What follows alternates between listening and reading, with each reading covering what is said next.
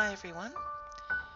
I'm working on a page that I've taken out of my Cans and Mixed Media journal and applying some gesso, some golden gesso, fairly thick and sort of um, not too even, and just so I've got some texture, and now stamping some foam stamps on it to give it more texture, so that the watered down black paint that I apply next reaches into the crevices and gives it some dimension, well, texture. But I think I've done it probably too dark. So I just watered that page before I applied the black paint. This technique, well, this style was something that I just fell in love with when I saw Sara from my Serenity Crafts create her. The video I watched was the one where she I think it was called hand painted composition book, and just loved it. I've been binge watching.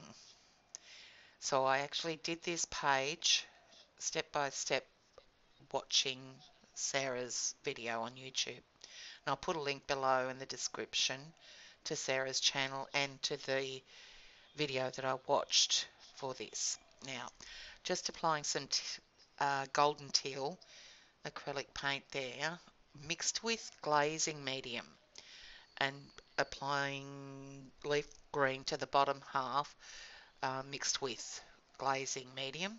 And you'll see that it's transparent. And most of what I paint onto this page is transparent, and that's the beauty of it.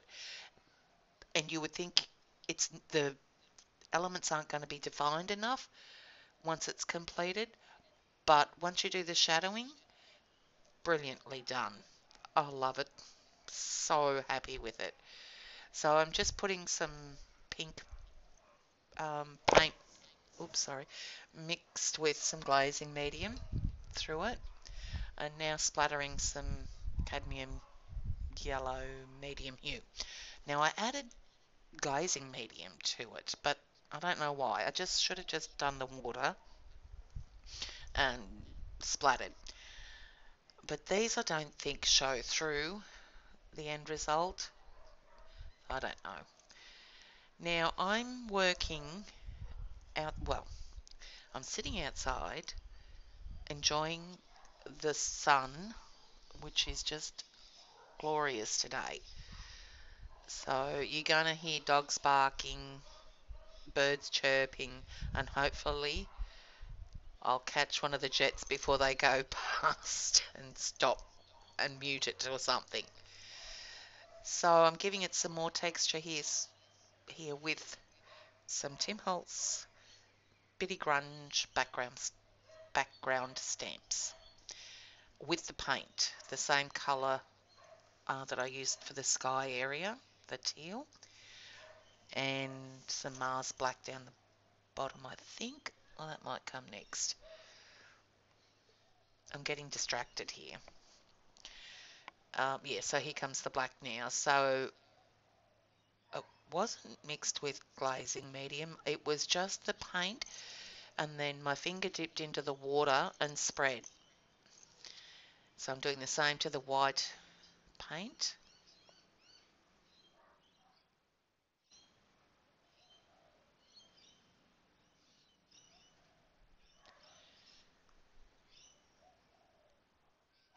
And adding some, there was a little star in that set, so I thought I'd just add it with the pink to be flowers maybe in the end product.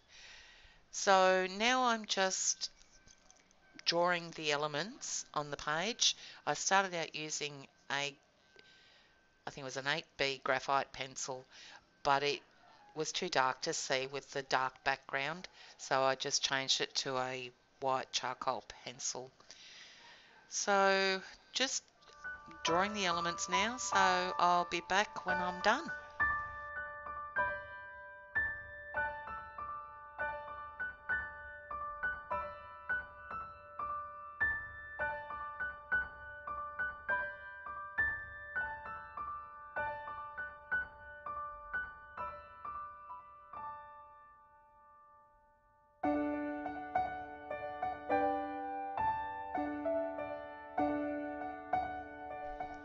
So now I'm starting to add colour, and with, well, normally I would apply a coat of gesso on my elements before I add colour to it.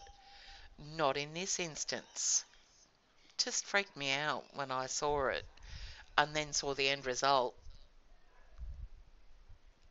So I'm taking the teal and mixing it with glazing medium and colouring in the house, and then I'll take the pink for the roof and then the brown for the trunk. I do start out painting the trunk of the tree with the caramel, but I didn't like the colour that it created, so I changed to burnt umber in the end. So I think I'll do a couple of coats as well. I just couldn't help myself. I needed to have it a bit more, um, well, it wasn't opaque, but more visible, the colour. And I think it's because I hadn't done this style before, and the floating method of um, shading around the elements. I just didn't get it until I did it. So anyway, you'll see what I mean down the track. So I'll be back in a second.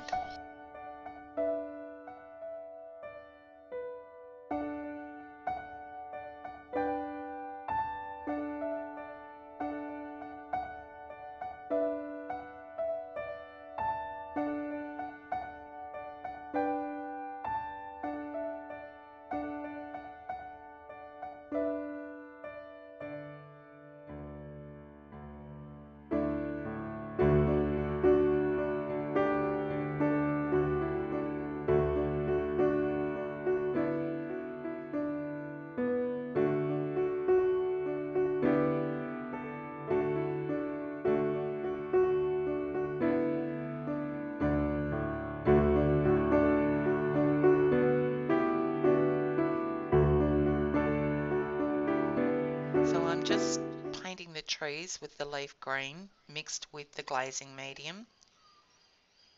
Then I take the white, well, I have to draw the clouds first and then paint the clouds with the white mixed with the glazing medium. So I'll be back.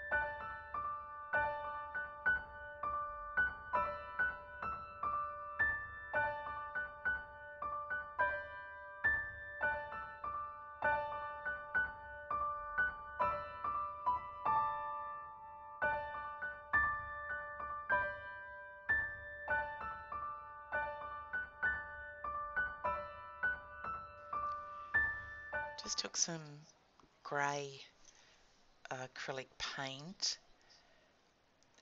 for the sort of stonework around the door there.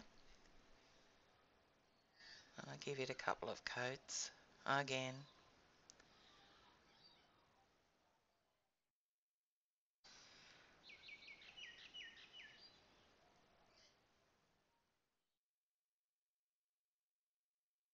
And these are what scared me initially, the stepping stones, pavers or whatever.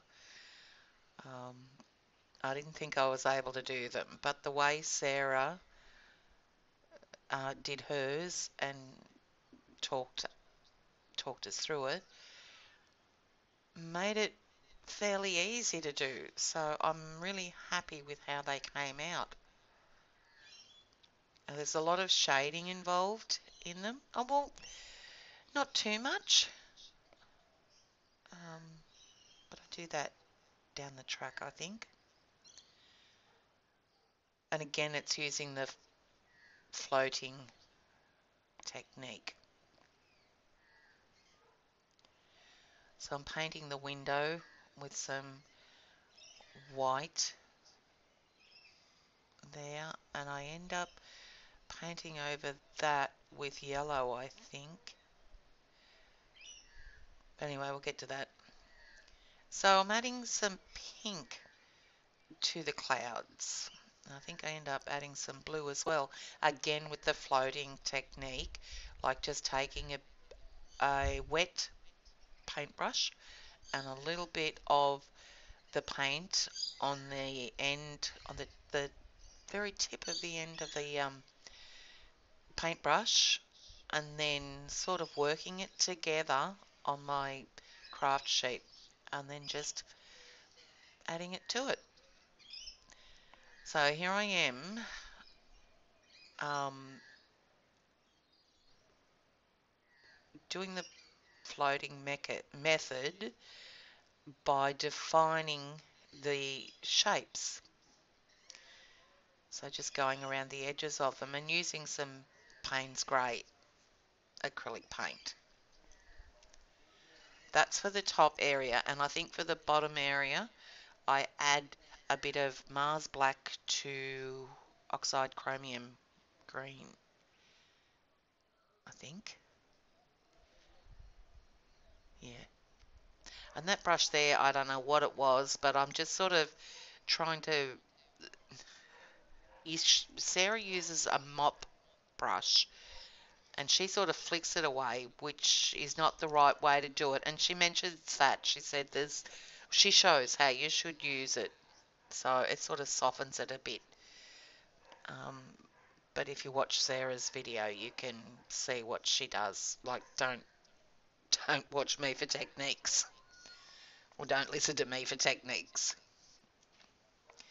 But anyway, that's what I'm doing now, is defining all the areas. So take you back to the music and enjoy, hopefully.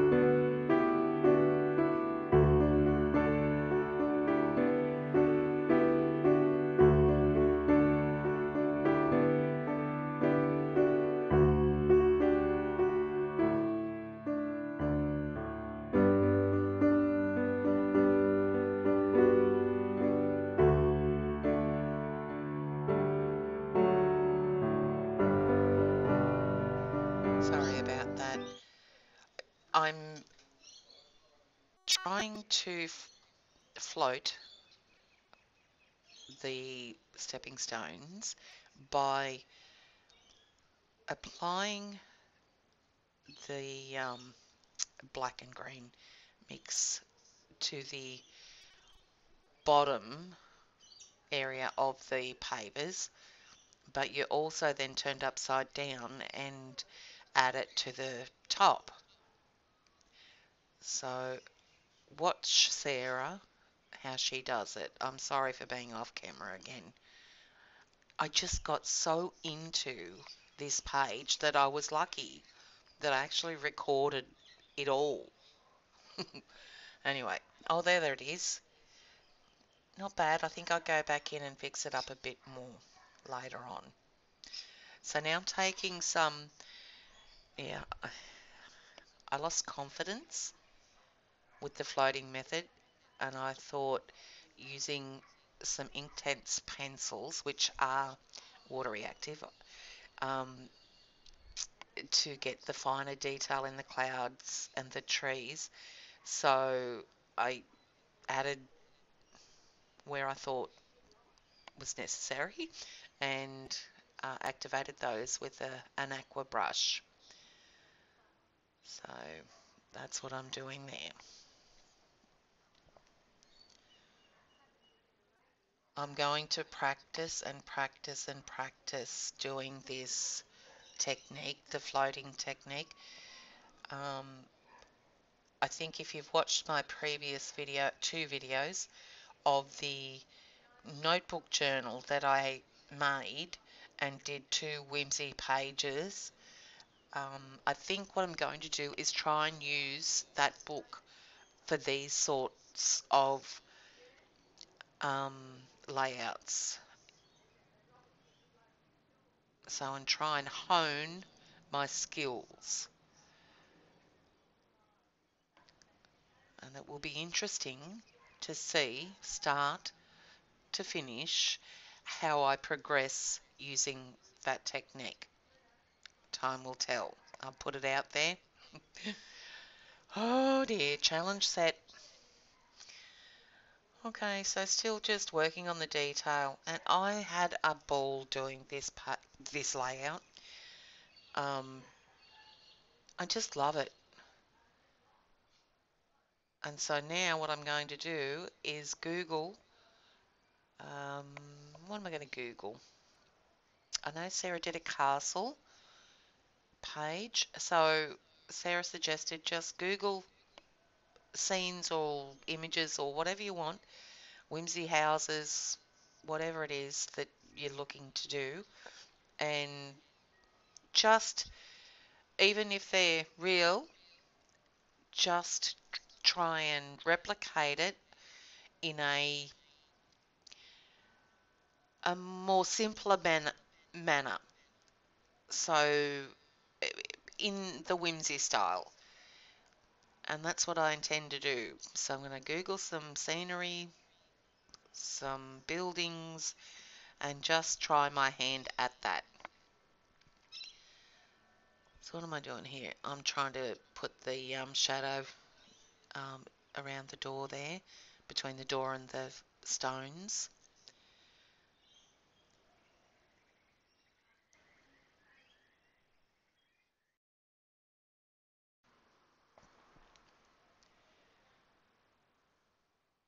Now I'm just taking some white paint, pure white this time, no glazing medium in it whatsoever, and I'm just defining that bottom section of the roof.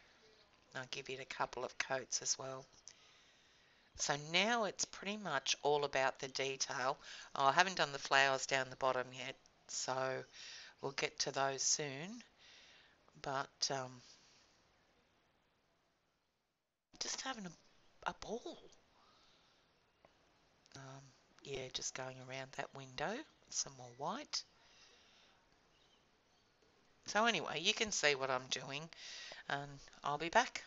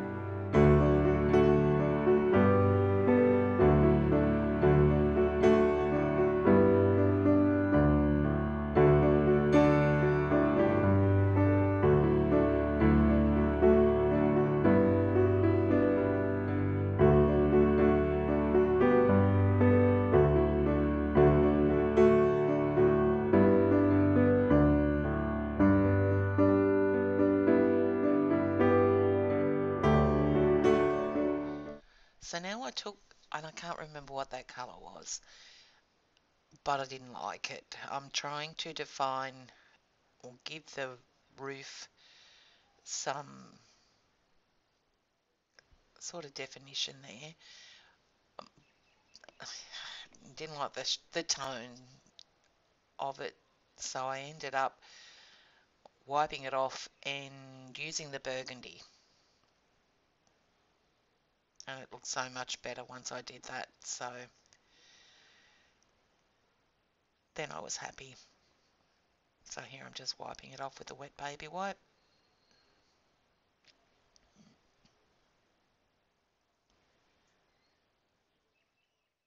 Much better. Anyway, leave you to it.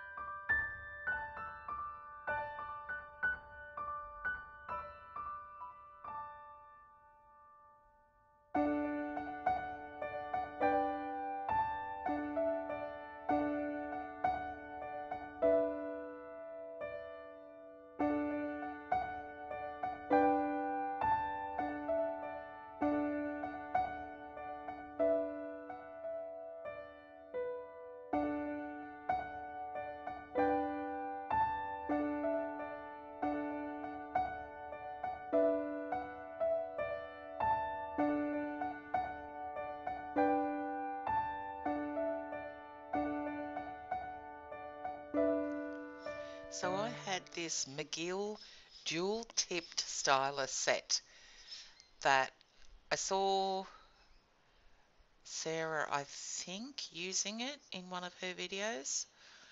I don't necessarily think it was this one, but it was brilliant for adding those tiny little flowers. So I'll be using that again.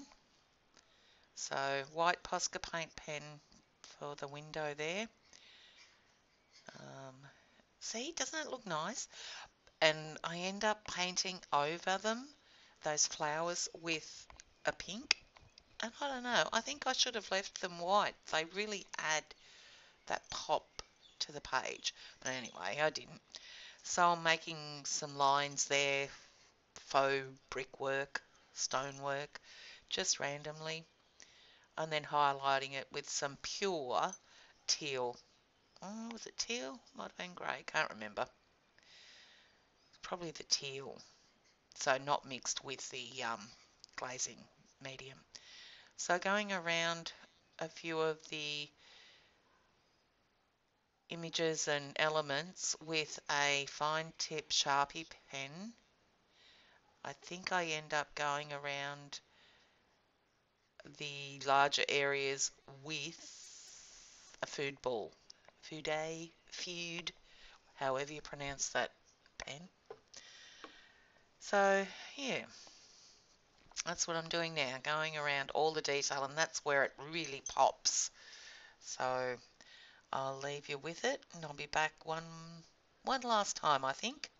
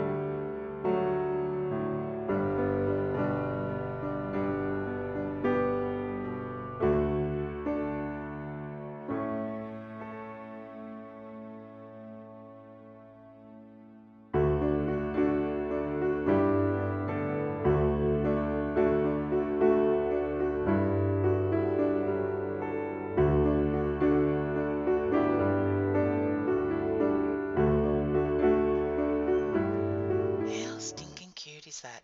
Now you would think that I wouldn't need that black outline, and you'd think that it would destroy all the shading I'd done with the painting, the floating method.